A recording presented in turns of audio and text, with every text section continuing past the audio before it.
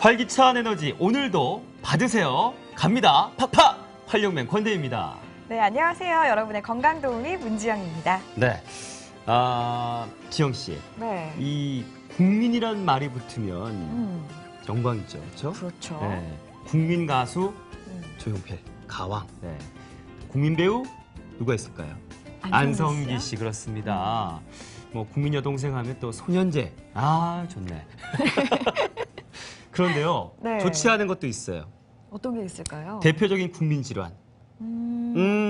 척추 디스크. 네. 이건 무슨 나이와 상관없이 이 젊은 사람들한테도 요즘 많이 발병이 되는 것 같아요. 네, 이 국민 질환이라는 말이 정말 심한 말이 아닐 정도로 맞습니다. 주변에 척추 디스크로 고민하시는 분들이 굉장히 많으신 것 맞아요. 같아요. 네. 그래서 오늘 이 시간에는 척추 디스크의 비수술적인 치료법이라는 주제로 자세히 한번 살펴보도록 하겠습니다. 네.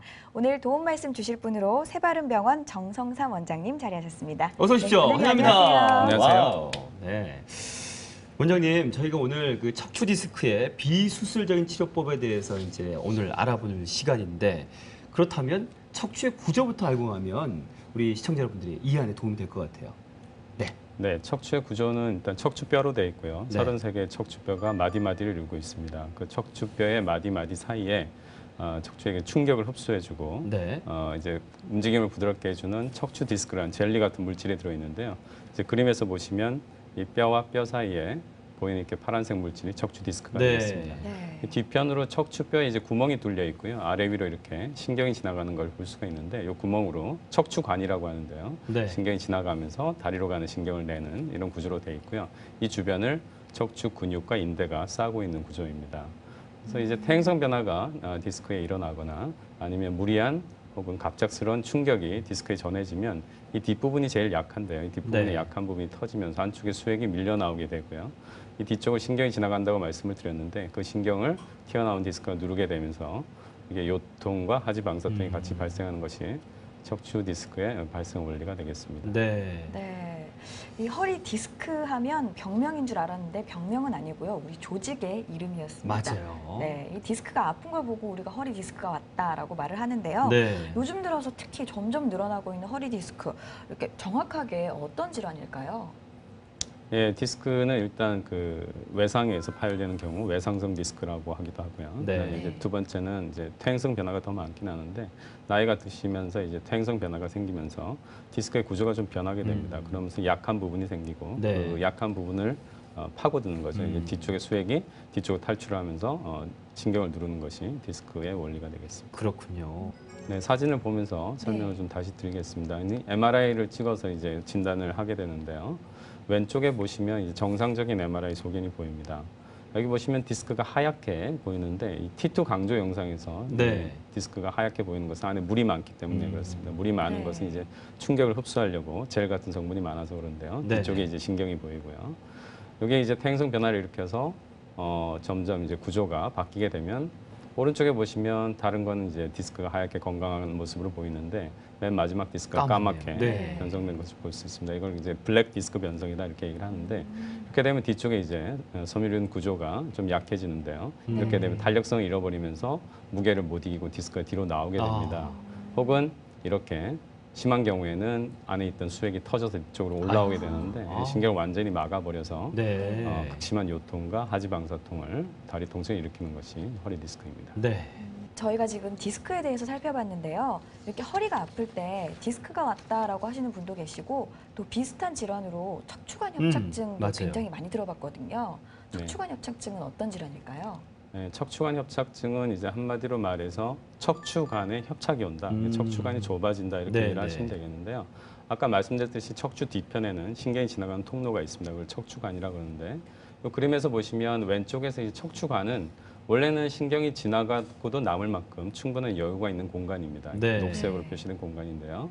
이 안에 노랗게 표시된 게 신경입니다. 신경이 네, 네. 지나가고 이렇게 여유 공간까지 있습니다. 원래 이것이 정상적인 모습인데 이제 나이가 드시면 허리가 좀 약해지지 않습니까? 네, 네. 그리고 이제 그의 보상작용은 허리 뼈가 좀 굵어지게 됩니다. 그래서 관절이 굵어지게 되고요. 그래서 관절 비우라고 하는 게 일어나고 주변의 인대나 그런 것들이 같이 굵어지게 되는데 네. 인대도 비우가 늘어나게 되면서 디스크도 뒤쪽으로 튀어나오고 이렇게 해서 세 가지 구조가 이렇게 비우가 되면서 이 정상적인 신경관을 좁히게 됩니다. 네. 그래서 안에 있는 신경 다발을 이렇게 누르게 되는데요. 이렇게 압박 현상이 일어나게 되면 이 척추관이라는 게 이제 허리를 굽히면 조금 넓어지고요. 보통 네. 허리를 피거나 걸어 다닐 때 조금 더 좁아지게 되는데 특히 이제 어르신들이 허리를 피거나 이제 걸어가실 때 더 척추관이 좁아지면서 다리로 가는 신경에 파행을 일으키는 그런 네. 다리가 저린 증상이 나타나는 것이 척추관 협착증이다라고 이해를 하시면 되겠습니다. 네. 네. 자, 이해가 잘 가시죠? 그래도 척추관 협착증이 또 어떻게 진행돼 가는지 과정도 궁금하실 것 같아요. 이 사진을 보면서 준비된 거 보면서 좀 설명 부탁드리겠습니다. 예, 척추관 협착증도 아까 디스크와 마찬가지로 MRI를 통해서 진단하는 경우가 많은데요. 1단계에서 보시면 디스크가 약간 나왔고 뒤쪽으로 인대가 약간 비우된 모습을 볼 수 있고요. 네. 지나가는 신경관이 여기 4번, 5번과 3번, 4번과 4번, 5번에서 약간 좁아진 것을 볼 수가 있는데 네. 이 정도 좁아진 것으로는 대부분의 증상이 없습니다. 그래서 네. 본인도 자각 증상을 못 느끼고 지나가는 경우가 많고요. 사실 치료도 필요 없는 경우가 대부분입니다. 이 중에서 어떤 분들은 이렇게 발전이 되게 되는데요. 더욱더 디스크가 나오거나 아니면 주변의 관절이 더욱더 비우가 되거나 인대 같은 것이 두꺼워져서 아래 앞쪽이나 뒤쪽에서 이렇게 압박 현상이 일어나게 되고 신경관이 완전히 막히게 되는 이 두 번째 단계로 접어들게 됩니다. 이렇게 막히게 되면 아까 말씀드린 신경인성 파행, 특히 걸어 다니실 때 조금만 걸으면 다리가 저린 증상, 그래서 네. 앉았다가 쉬었다 가야 되는 네. 그런 증상들이 발병하게 되고요. 이 상태에서 조금 더 지나게 되면 이제 여러 군데 다발성으로 세 번째 그림에서처럼 여러 군데 진행이 되는데 이때는 통증이 좀 심하게 됩니다. 네. 네. 와. 지금 상 원장님께서 네. 디스크와 척추관 협착증에 대해서 굉장히 꼼꼼하게 설명을 해주셨어요. 맞아요. 완벽히 이해하셨어요? 저는 뭐 이해를 잘하는 편이죠. 이 프로그램을 오랜 동안 진행했지 않습니까? 네. 하지만 우리 청취자분들, 시청자분들은 아무래도 네. 네, 처음 보시는 분들은 아직까지도 조금 헷갈려하실 것 그럴 수 같아요. 있어요. 네. 그래서 우리 원장님께서 비교 영상을 또 준비하셨다고 네. 하십니다. 그럼 함께 보시죠. 예, 간단하게 허리 디스크, 척추관 협착증을 구분할 수가 있는데요. 허리 디스크는 허리를 앞으로 굽히면 디스크 내 압력이 올라가기 때문에 통증이 증가되는 반면에 척추관 협착증은 허리를 앞으로 굽히면 척추관이 좀 넓어지기 때문에 네. 증상이 좀 편해집니다. 그런 반대 부부가 있고요. 그다음에 허리 디스크는 허리 다리가 같이 아픕니다. 요통이 이제 증가되는 것은 디스크 내 압력이 올라가기 때문이고요. 척추관 협착증에서는 이제 허리보다는 네. 다리 쪽 통증, 엉치, 다리, 발 쪽이 저리다는 분들이 많고요. 허리 디스크는 앉으면 디스크 내 압력이 올라갑니다. 그래서 앉으면 아픕니다. 네. 걸으면 약간 편해지고요. 대신에 척추관 협착증은 허리를 굽히거나 앉으면 좀 편합니다. 네. 척추관이 넓어지기 때문에. 근데 걸으면 좀 심해지시고요. 자가 테스트 방법으로 누워서 두 다리를 올리시면 많이 올라가지 않고 걸리는 느낌, 당기는 느낌이 있으면 허리 디스크고요. 그게 이제 누워서 두 다리를 들어올리는데 큰 문제가 없는 것이 척추관 협착증의 특징입니다. 아, 저 영상을 보고 나니까 네. 우리 어머님은 척추관 협착증이 맞습니다. 네. 아유. 왜 저기 허리를 그렇게 펴라 그래도 늘 구려서 이렇게 다니시는 여기서 참 마음이 안 좋았거든요. 네. 근데 좀 펴라 그래도 이게 편하다 이러시던데 척추관 협착증이셨는데 네. 병원에 빨리 가봐야 될 것 같아요. 자, 그리고 아까 영상에서도 봤지만 이 허리 외에 다리나 발 밑으로도 통증이 올 수도 맞아요. 있으니까요. 허리가 아프지 않다고 해서 방심하시면 안 될 것 같아요. 맞아요. 저희 어머니가 그렇다니까요. 네. 자, 오늘 척추 디스크의 비수술적인 치료법에 대해서 이제 알아볼 텐데요. 지금 하나하나 점점 더 여러분들이 이해도 좀 더 많이 할 수 있도록 많은 정보들이 지금 마련되어 있습니다. 그 중에서도 지금 비수술적 그러면 좀 어렵게 생각할 수도 있는데 수술을 하지 않고 치료하는 방법을 알려드릴 거예요.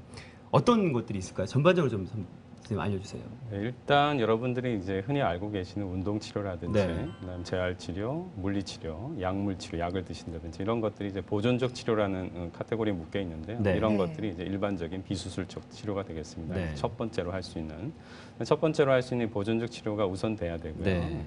이런 치료들이 오랫동안 하셔도 소용이 없는 경우에는 통증이 계속 개선되지 않는 경우에는 네. 다음 두 번째 단계로 넘어가는 대부분 예전에는 이제 수술적인 치료로 음. 넘어갔었는데 이제 수술적인 치료는 정상적인 구조를 파괴시키는 그런 단점이 있기 때문에 네. 요즘은 이제 그 전에 비수술적인 치료를 하게 됩니다. 네. 그래서 크게 나누어서 이제 그 디스크 안의 치료가 있고요. 네. 바깥에 이제 신경 쪽의 치료가 있는데 오늘 소개해드릴 것은 신경 쪽 치료입니다. 그래서 경막의 유착 박리술 혹은 경막의 신경성형술이라고 하는 네. 그런 시술. 그리고 경막의 내시경 레이저 시술, 요거는 경막의 유착 박리술에다가 이제 내시경과 레이저가 같이 들어가게 되는 시술이고요. 네. 그다음에 이제 바깥쪽에서 간접적으로 인대 근육을 강화시켜서 허리를 좀 튼튼하게 해줌으로써 예방도 하고 네. 허리 통증도 그다음에 이제 신경 증상을 완화시켜주는 인대 강화 치료, 프롤로 치료라고 알고 계시죠? 네, 네. 인대 강화 치료에 대해 세 가지에 대해서 말씀을 드리겠습니다. 네. 자, 기대되시죠? 이렇게 다양한 수술하지 않고 그러니까 수술한다는 거니 칼을 대고 막 이렇게 하는 거잖아요. 네. 공포가 좀 있잖아요. 아무래도 그렇게 안 하고 할 수 있는 방법을 지금부터 알려드릴 겁니다. 가장 먼저 나왔던 게 경막외 유착 박리술이었는데 어떤 시술법일까요, 선생님? 경막의 유착 박리술이라는 것은 이제 경막이라는 것은 이제 신경을 싸는 막이라고 생각하시면 네. 되는데요. 네. 아까 말씀드렸던 디스크가 이렇게 튀어나와 있거나 아니면 협착증이 있는 경우 이렇게 여러 가지 원인에 의해서 신경의 압박이 가해지면 주변에 이제 유착이라는 게 생기게 됩니다. 네. 이렇게 들어붙게 되는데요. 이런 것들이 이제 신경이 염증을 일으키거나 해서 이제 신경이 붓거나 하면 아프시게 되겠죠. 이제 그런 부분을 예전에 이제 수술로서 뼈를 제거를 하고 그쪽에 유착을 제거하는 그런 방법을 썼었는데 수술하지 않고 이제 꼬리뼈로 들어가게 되면 신경관이 통해 있기 때문에 절개하지 않고 그쪽으로 관을 넣어서 네. 관으로 그런 유착을 제거하거나 염증을 풀어주는 시술이 경막의 신경성형술 혹은 경막의 유착 박리술이다 이렇게 이해를 하시면 되겠습니다. 네. 네. 경막의 유착 박리술 혹은 경막의 신경 성형술이라는 시술법, 이 원리 영상이 준비되어 있습니다. 네. 함께 보시죠.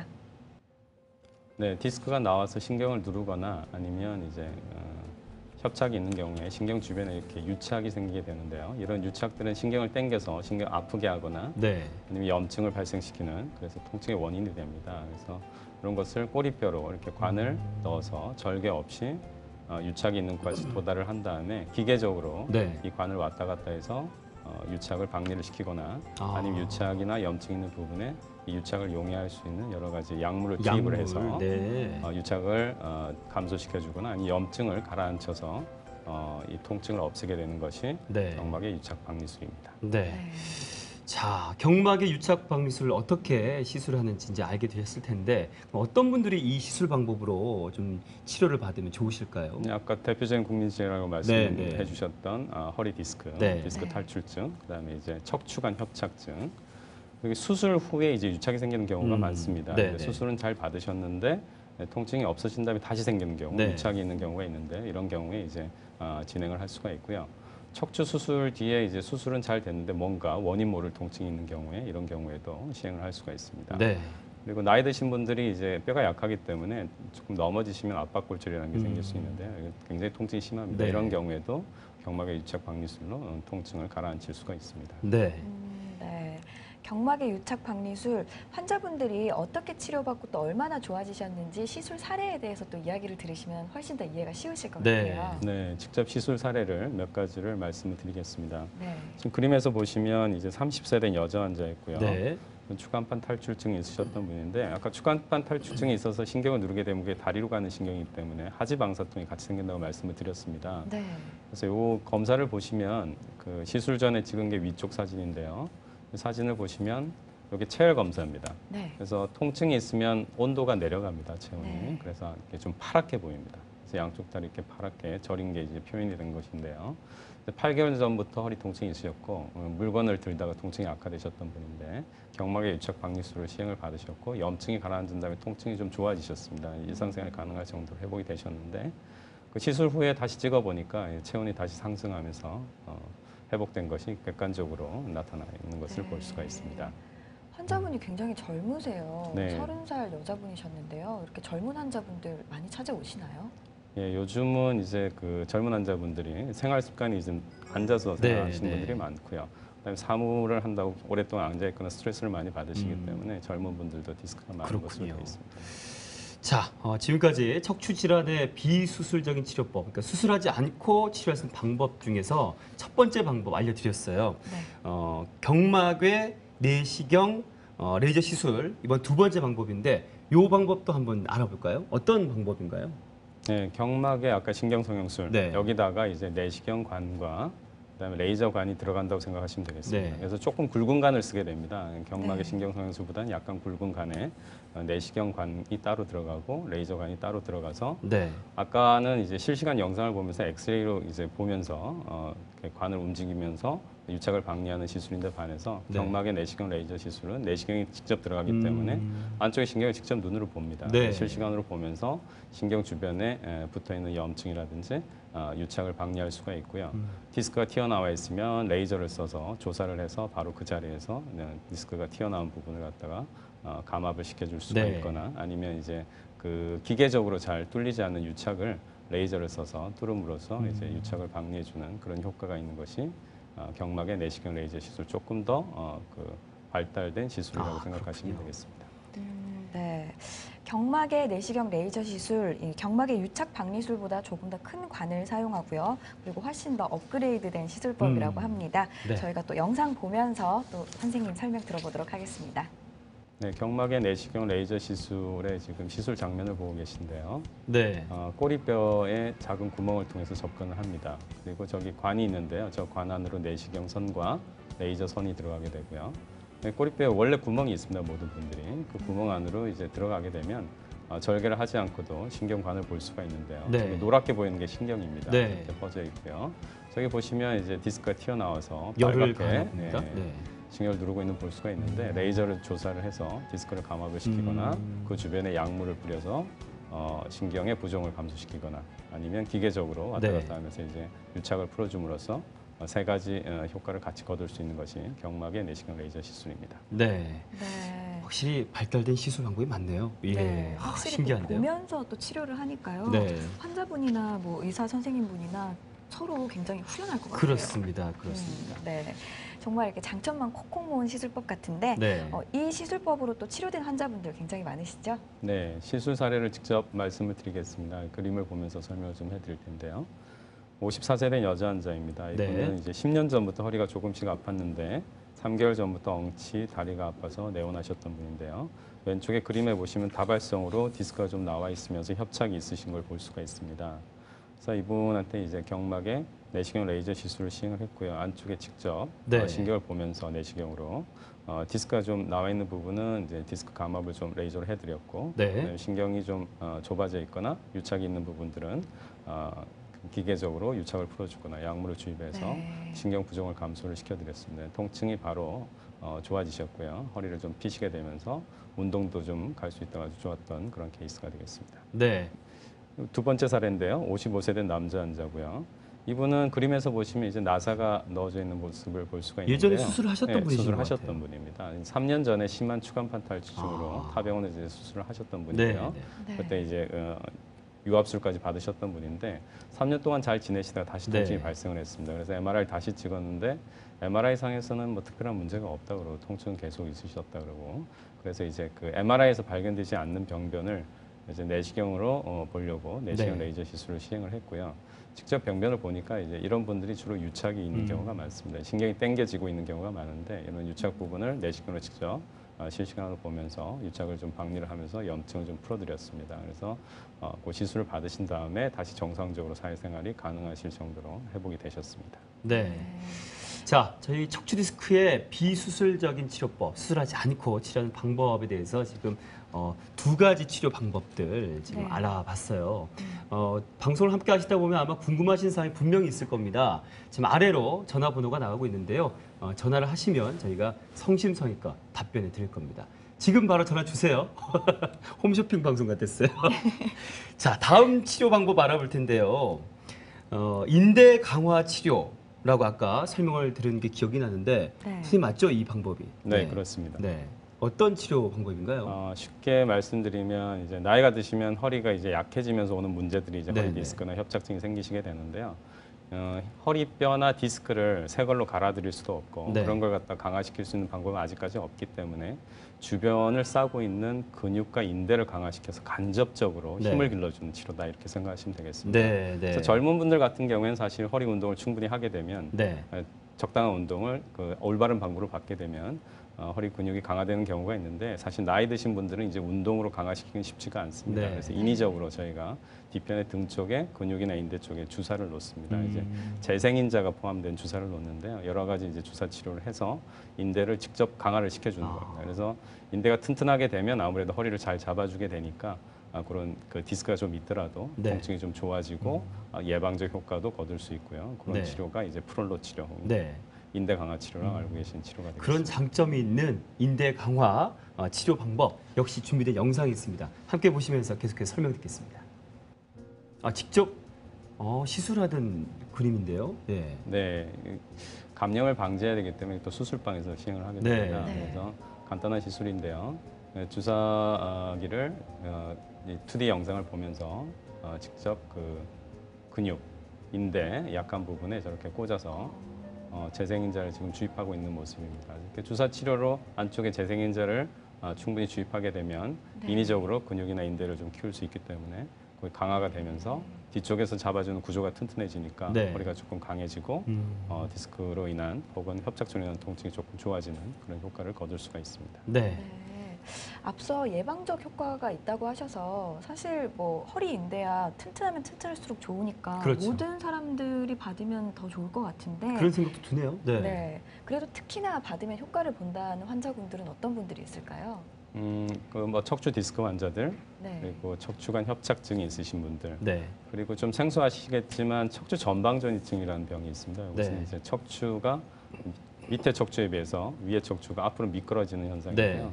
이게 그 허리가 약해지면서 뼈가 끊겨서 생길 수도 있고 네. 아니면 이제 그 퇴행성 변화 때문에 뼈가 늘어지면서 생기는 경우도 있습니다. 이렇게 척추 전방 전이증의 경우에도 근육을 강화시켜서 잡아주면 앞으로 좀 미끄러진 것이 방지가 될 수가 있습니다. 네. 그리고 척추 수술 뒤에 이제 계속 통증이 생길 수 있는 실패 증후군이라는 게 있습니다. 이게 굉장히 고치기가 힘든 질환인데요.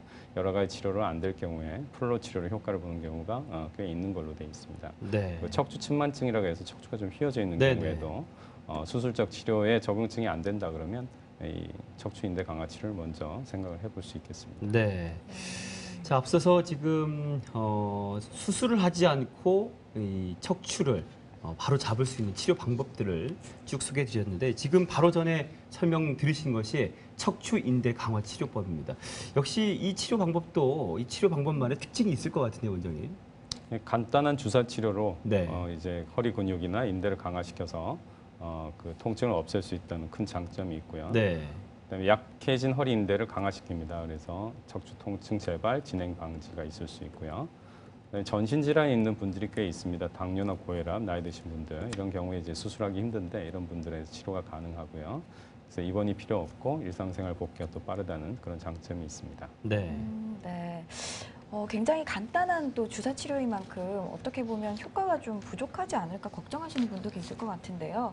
한 번 주사만으로도 충분한 효과를 볼 수 있을까요? 아니면 몇 번 어느 정도는 그래도 주사를 맞아야 보통은 저희가 한 할까요? 5사이클 정도, 아, 네, 5번 정도, 한 달에 한 번 정도 시행을 네. 하고요. 짧게 시행하는 분들은 보름에 한 번 정도 시행을 하게 됩니다. 그래서 뭐 그런 기간도 좀 있어야 되고요. 네. 또 왜냐하면 이렇게 주사를 놓은 다음에 근육 인대가 다시 자랄 수 있는 재생이 될 수 있는 그런 기간을 줘야 되기 때문에 네. 시간이 네. 조금 걸리고요. 그런 면이 있지만 한 5번 정도 생각하시면 좋을 것 같습니다. 네. 자, 그러니까 한 기간상으로 봤을 때는 한 3개월에서 5개월 정도 생각하시고 치료를 받으시면 좋아지신다는 말씀이셨어요. 자, 오늘 척추 디스크의 비수술적 치료법 3가지 방법을 알려주셨습니다. 기억을 하십니까? 벌써 또 우리 어머님, 아버님들 뭐였더라 하실 것 같아요. 그래서 원장 선생님께서 친절하게도 이 3가지 치료 방법을 다시 한번 정리를 해 주실 겁니다. 메모하세요, 메모. 어떤 방법이 있을까요? 다시 한번 좀 정리해 주십시오. 예, 첫 번째로 이제 그 좁아진 구멍이나 신경의 그 구멍을 조금 넓혀주거나 이제 염증 있는 부분을 해결해 줄 수 있는 경막의 유착 박리술. 네. 유착을 제거해서 그 신경이 지나가는 길을 좀 넓혀주고요. 그다음에 이제 부종을 감소시켜주는 그런 치료 방법. 네. 네. 그리고 그거에 좀 더해져서 관은 조금 굵지만 안쪽에 이제 내시경과 레이저선이 같이 들어가게 되면서 튀어나온 디스크를 같이 치료를 할 수 있고, 그다음에 직접 실시간으로 신경을 직접 눈으로 보면서 치료할 수 있는 경막의 내시경 레이저 레이저 시술. 시술이라는 네. 게 있고요. 그다음에 그런 여러 가지 이제 그 앞쪽 디스크나 그 뼈는 재생하기 힘든 조직이기 때문에 네. 뒤쪽의 인대 강화를 간접적으로 함으로써 예방적으로 치료를 할 수 있는 프롤로 치료, 인대 네. 강화 치료 이렇게 세 가지를 말씀드렸습니다. 네. 네, 자, 오늘 이 시간 함께 하신 우리 시청자 여러분 중에는 이미 척추 디스크로 이제 오랫동안 앓고 계신 분들, 또 수술도 받아봤지만 별 효과 없었던 분들, 이 다양한 지금 아프신 분들이 아주 집중해서 보셨을 테지만 사실은 이런 병이 아예 안 생기면 가장 좋잖아요. 네. 건강할 때 또 건강을 지키란 말도 있고 음. 평소에 이제 척추 관리를 좀 어떻게 하면 좋을지 우리 보통의 우리 시청자분들도 함께 하실 텐데 좀 설명해 네. 주시면 좋을 것 같아요. 그 등치가 좀 있으신 분들 있잖아요. 네. 지방이 좀 많으신 분들. 등치가 있으신 분들은 허리뼈가 같이 클 거라고 생각하시면 안 됩니다. 허리뼈는 똑같습니다. 그래서 그렇군요. 그 받아야 되는 압력이나 이런 게 증가하기 때문에 네. 좀 몸무게를 빼주시는 것, 아. 체중을 조절하시는 게 굉장히 큰 중요한 사항입니다. 그래서 네. 체중을 좀 조절하시면 네. 허리에 부담이 덜해지시면서 예방도 할 수 있고 통증이 있으신 분들은 또 통증도 좋아집니다. 네. 그래서 그런 비만 좀 신경을 써주시고요. 두 번째는 이제 담배가 굉장히 안 좋습니다. 아. 척추에. 그래서 담배를 태우고 계신 분들은 끊으시면 좋겠습니다. 네. 그리고 요즘 이제 젊은 분들 이제 특히 앉아서 작업을 많이 하시고 네. 하는데 오래 앉아 계시다 보면 이제 문제가 생깁니다. 그래서 앉아서 하셔야 되는 일이 계시겠지만 조금 너무 오래 앉아 있으면 피하시고요. 할 수 없이 앉아 계신다 그러면은 좀 자주 일어나셔서 네. 스트레칭을 스트레칭. 하시고요. 네. 운동 중에는 잘 물어보시는데 네. 걷는 운동이 가장 좋습니다. 아. 식후에 한 30분 정도 걸으시면 가장 좋습니다. 그래서 네. 매 식후마다 30분 정도 걸으시는 여유가 좀 있으셨으면 좋겠고요. 네. 그런 목에는 이제 그 노트북이나 네. 컴퓨터를 너무 보신다거나 아니면 이제 핸드폰, 네, 스마트폰 이렇게 스마트폰을. 아. 계속 쳐다보시면 근육이 경직되면서 좋지가 않습니다. 그런 걸 좀 네. 피해 주시면 좋겠습니다. 네. 잘 들으셨죠? 네, 다 모든 게 해당이 되신다고요. 한꺼번에 그 좀 개선하기는 어려우시다면 하나하나씩 오늘부터 실천하시는 겁니다. 네. 야. 일단 식후에 걷는 것부터 저는 좀 시작해 보려고요. 그렇습니다. 근데 오늘 진짜 제 아주 아무것도 아니었지만 새로운 걸 알게 됐어요. 이 몸집이 크시고 이렇게 좀 살이 많이 찌시고 하신 분들도 척추의 굵기는 같다는 말씀. 저는 통뼈 얘기도 듣고 해서 네. 되게 튼튼하고 우리보다는 더 이렇게 붓고 막 이렇게 튼튼할 줄 네네. 알았는데 그게 아니었나 봐요. 네. 자, 오늘까지 지금까지입니다. 오늘까지가 아니라 지금까지 아주 귀한 말씀, 유익한 말씀 해주신 분은요. 새바른병원의 정성삼 원장님과 함께했습니다. 고맙습니다. 네, 네, 감사합니다. 감사합니다. 네, 그동안 좀 수술이 부담스러우셔서 이렇게 허리가 아픈데도 오랜 기간 참아오신 분들 참 많으실 거예요. 네. 근데 오늘 저희가 수술 없이 굉장히 간단하게 치료할 수 있는 3가지 치료법을 또 소개를 해드렸잖아요. 네. 망설이지 마시고 병원 빨리 찾아가셔서 상담 받아보시고 또 치료 받아보셨으면 좋겠습니다. 네. 활력맨 건강도우미 마무리도 역시 에너지 드리면서 물러갑니다. 팍팍! 안녕히 계세요.